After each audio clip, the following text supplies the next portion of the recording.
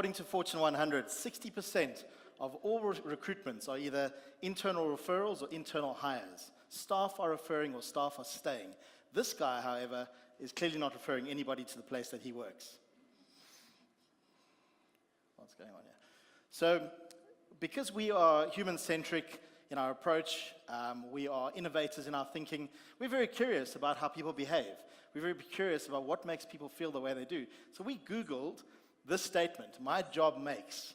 And what we discovered was this. These are the most Googled terms in terms of "my job makes." This is how people are feeling. Now, we all know that technology, the world has come at us really fast. There are lots of people who talk about how fast technology has hit us. There's no way to deny that. And innovation and disruption. And for a lot of people, they're really excited about this, and a lot of people are really afraid of this. A study done last year by Chapman University showed that 3 of the top 5 fears are technology-driven in Americans. And it was Albert Einstein who said that, "I fear the day that technology will surpass our human interaction. The world will have a generation of idiots." If Einstein was watching us now, I wonder what he would be thinking. You see, throughout history and across continents, economies have played the game according to different rules. In one set of rules, all land belongs to kings and aristocrats, and in another set of rules, no one can own the land. In one set of rules, labor belongs to kings and must be supplied on demand, but in the other set of rules, a man's labor is his own. In one set of rules, children are a great source of cheap labor, and in the other set of rules, child labor is a violation of human rights. In one set of rules, humans can be the property of other humans. In the other set of rules, no humans can be enslaved by another. We look back at some of these as barbaric and some of them as utopian dreams, but some of these have actually led to periods where society flourished.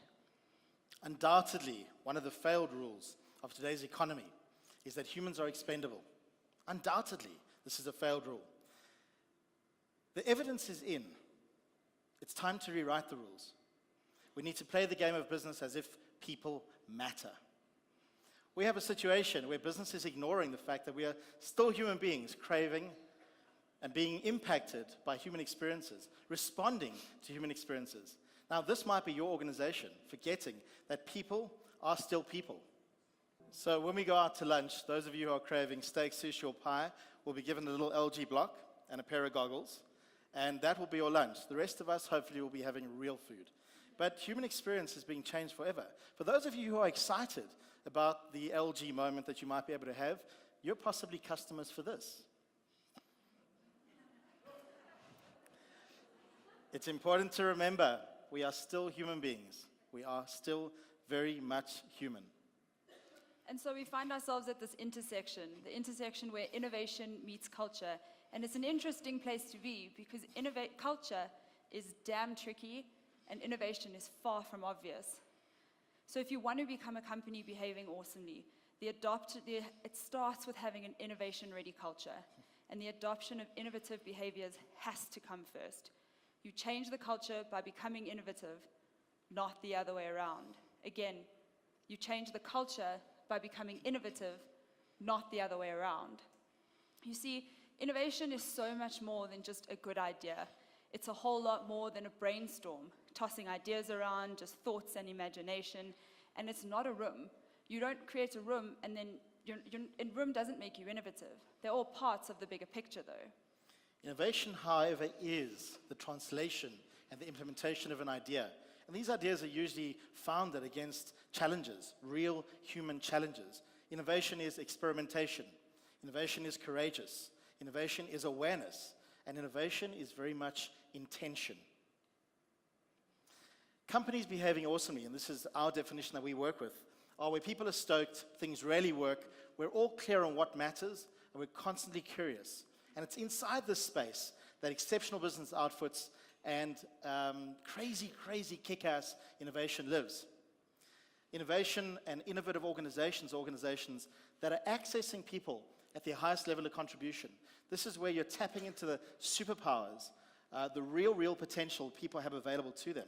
But you understand how critical tapping into them is. and you understand building cultures that facilitate this. What we, however, do, and what we, however, see as organizations that do this, they treat people like mindless workers. They forget that culture creates the way we access people's thinking. So much of the time in our organizations, we have a tendency to only celebrate this guy. The idea who's having the guy who's having all of these ideas, the idea guy, he's having these aha moments. But what we're not realizing is that there are other critical contributors to innovation. Let's take a look at a handful of them. So there's the explorer, and this is the person who will adventure into the unknown because there might possibly, maybe, be something worth discovering. There's the scientist, the guy who's persistently dabbling and experimenting with different amounts to get us where we need to be. The critic, the person who can see the merit in the idea, but is not afraid to pull it apart to get to its absolute core value. And the questioner, who's asking question after question after question to push us in the right direction. And then there's the risk taker, the person who's not afraid to experience danger and will push the boundaries in every element. The question is, in your own business, which one of these might you be? And remember, this is just a handful of them. There are many, many others. And also, which of these might you be leading? If we came into your organization, now that you have a little bit of this insight, and we had a look at 6 months down the line, what might have changed? Or might nothing have changed? Now the question is, how do you connect these dots? How do you become an innovation-ready organization? How do you become an organization that is a company behaving awesomely, where people are optimized? This almost utopia of accessing individuals and turning them on, the holy grail, so to speak. We work inside many organizations around the world, and what we've done is we collect the behaviors that we see consistently that they are displaying. The habits, the rituals, the tools, the techniques, the mindsets. And what we've done is we've created a formula that is essentially an innovation readiness formula. Innovation readiness always is a whole lot of stuff that creates ultimately the experience. And that's what you're looking to achieve, is the experience people are having inside their organizations. And what this looks like is a cellular diagram made up of 12 critical essentials. These are the 12 essential moving parts of innovation-ready organizations. What we've done is we've taken it a step further and created that this is what we call Englishified. Let me just go back there. Englishified, because this is a lot of jargon in the tools that are out there. People don't understand these words. So we've gone into a lot of detail to create that they can actually be made simple, translatable into behavior. And organizations that are looking to access this kind of information are able to go through a very, very simple sentiment process where everybody in the organization goes through a questionnaire, completes it, and what blows our mind is how few organizations are actually looking to understand, how do people learn in our business? How are people being accessed? How are people being switched on?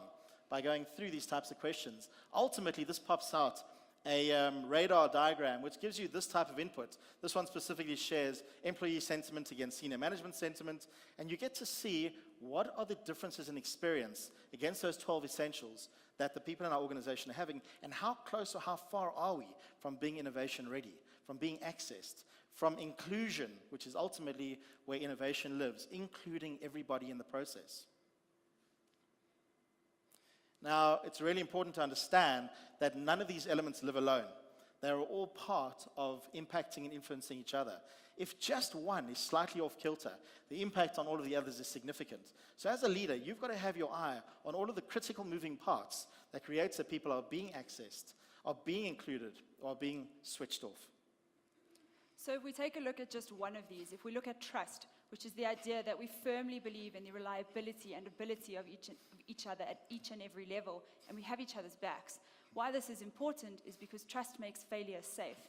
If we look at HCL Technologies, they invite their employees, if you want to become a part of the internal leadership program, you have to write your failure CV. So go and look back at your career. What are some of your biggest career blunders? What have you learned from them? And it begs the question, if we were to look at the failure CVs of a Steve Jobs or a William Shakespeare, what might they look like? And what might your own failure CV look like? So Brad mentioned earlier that we spend a lot of time inside various organizations and looking at and reading about and researching. And so what we've built is what we call the Wall of Awesome, where we collect and collate all of this great, the tools and the techniques that companies around the world are using. So we've got a grid, And along the x-axis, we have the companies, and along the y-axis are our essentials. And where the essential meets the company, we plug that tool. So we've got this massive, massive wall that lives with all these great stories. One of these is in the people push essential, where at a client of ours, they've actually said, we don't believe in a 1-hour lunch break because it doesn't give you enough time to get anything done. So you get a 2-hour lunch break. The caveat is that if you want to take 2 hours, there has to be somebody around who can do your job to the same spec that you can. So we've got a situation where you've got bartenders being trained as baristas and baristas training the bartenders, and you've got this consistent learning going on. Okay, 2 minutes and counting, we're going to jump. So this is all available online. As leaders, you need to have a system, you need to have a plan. And you need to be intentional. You need to make it safe by welcoming curiosity. You need to make it cool by attracting maverick thinkers. Make it fun. Let people imagine and play. Make it rewarding, praise and celebrate curiosity and questions. And make it stick by creating new habits. And ultimately, make it easy, provide the tools. So this might sound like a lot, and it may seem very overwhelming, but if you adopt our wasabi approach, it's really not bad. The thinking here is that when you eat sushi, you only need a small amount of wasabi to drastically change the taste of your dish. And the same applies to becoming an innovation-ready organization. Small, targeted interventions made in the right places is what's going to get you there. Question. So a question for you is, what might be the biggest thing, or two, or three, that are getting in the way of your organization's innovation readiness? Remember, we are still human. We are still craving human experiences. And WTF moments. Leaders, you need to watch out for the WTF moments. These are the what are they feeling moments. It's all about inclusion.